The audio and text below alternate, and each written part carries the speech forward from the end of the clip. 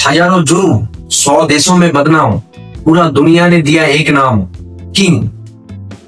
2 November Shahrukh খানের জন্মদিনে তারই একটি আপকামিং মুভির টাইটেল রিভিল হয়, যেটা কিনা পুরো ইন্টারনেটকে হিলিয়ে রেখে দেয়।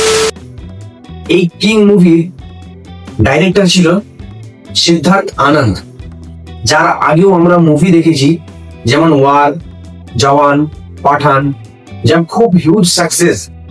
তো সিদ্ধার্থ আনন্দ শাহরুখ খানের ক্যারেক্টারকে যেই রকম লুকিং, যেই রকম অ্যাকশন সিকুয়েন্স, সেই রকমই জায়গাতে কিন্তু পুরো শুটিংটি হয়েছে।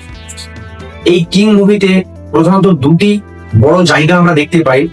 একটি দেখতে পাই যে একটি বড় ঘর আছে, যার চার সাইডেই কিন্তু পুরো জলে ভরা। ওটি আমরা ভেবেই নিতে পারি বা ধরেই নিতে পারি যে একটি বড় জেল ছিল। সেই জেলের ভিতরে কিন্তু আমরা একটা অ্যাকশন সিকুয়েন্স দেখতে পাই, যেখানে শাহরুখ খানকে বিভৎস লুকে কিন্তু প্রেজেন্ট করেছি।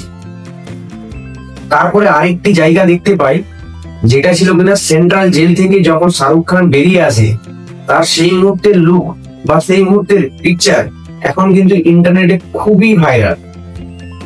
তো এই কিং মুভিটি কিন্তু প্রথমে মূলত সোহানা খানকে কেন্দ্র করেই বানানোর কথা আমরা শুনেছিলাম, কিন্তু সিদ্ধার্থ আনন্দ শাহরুখ খানকে যেভাবে এই মুভিতে তুলে ধরেছে, সোহানা খানকে কি তারপরও এই মুভিতে দেখাতে পারবে? এই মুভিটির জন্য কিন্তু আমরা খুবই এক্সাইটমেন্ট, কিন্তু এই মুভিটি কবে রিলিজ হবে এখন অবধি তার কোনো ডেট অ্যানাউন্সমেন্ট হয়নি। তো এই আমার ভিডিওটি ভালো লাগলে আমার ভিডিওটিকে লাইক করবেন, একটি ছোট্ট কমেন্ট করবেন, আর আমার চ্যানেলে যদি নতুন থাকেন চ্যানেলটিকে সাবস্ক্রাইব করবেন, নোটিফিকেশন বেল আইকনটি অন করে দিবেন, এবং ইউটিউবের একটা নতুন ফিচার এসেছে হাইপ করে আমার পাশে থাকবেন। ধন্যবাদ।